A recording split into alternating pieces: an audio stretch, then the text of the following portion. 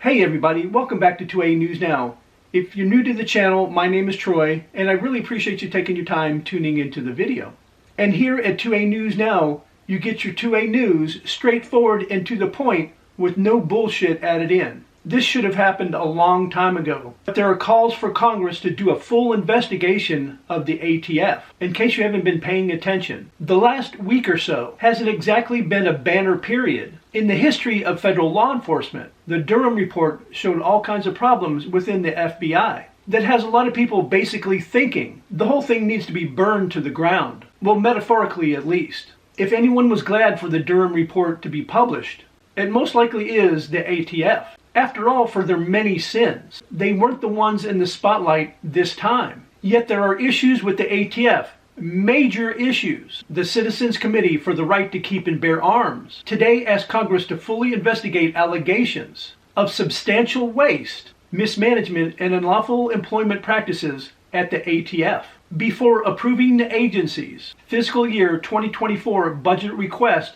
of $1.9 billion. The Office of Special Counsel has alerted Congress and President Joe Biden about allegations from two whistleblowers in the ATF Human Resources Office that the agency provided law enforcement pay and benefits to agents and investigators who filled non-law enforcement positions, such as in human resources. According to the OSC letter set by Special Counsel Henry J. Kerner, these positions have been intentionally misclassified to be within the law enforcement job series. As we all know, ATF has been a troubled agency for decades, and its recent flip-flop on arm braces is just the tip of the iceberg. Has anyone been held accountable for this apparent mismanagement? Was anyone ever fired or otherwise penalized for the deadly Fast and Furious scandal? How about Operation Wide Receiver? And it goes without saying, we are not confident that the ATF can fix its problems internally. So that job must be up to Congress, specifically the House Oversight Committee. And while Congress is handling this, there should be no budget proposal for the agency, especially one providing a 7.4% increase over the ATF budget in fiscal year 2023. Kerner's letter to the president noted that the Office of Personnel Management had identified 91 misclassified positions, and the ATF found 17 more for a total of 108 positions. And of course, this is very alarming. So what did the ATF do to fix this problem? They reassigned 36 people who were involved in this, and 14 abruptly just retired. Of course, so they can get their pensions. One thing that is good that came from this is the ATF's authority to classify federal law enforcement positions has been suspended. This is a poor example of our tax dollars at work. It reinforces the perception of an agency that's out of control. Is it any wonder that the American gun owners have mistrust for the agency? The only way to get ATF's attention is to deny the funding.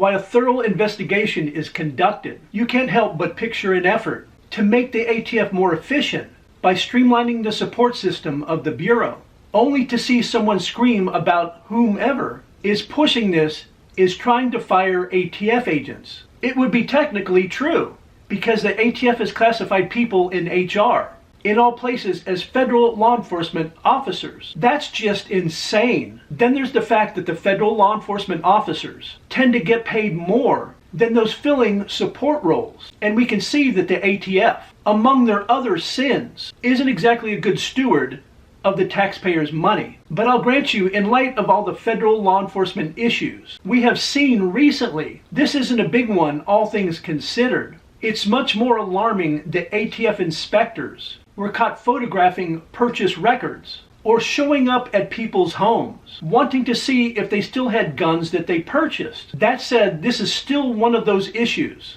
that is indicative of the agency that doesn't care about the rules as applied to them. If they'll make an HR person an agent when they're not supposed to, it makes you wonder what else they're up to. I know I made a video about this about a week or so ago, but now we have a call for Congress to do a full investigation on the ATF.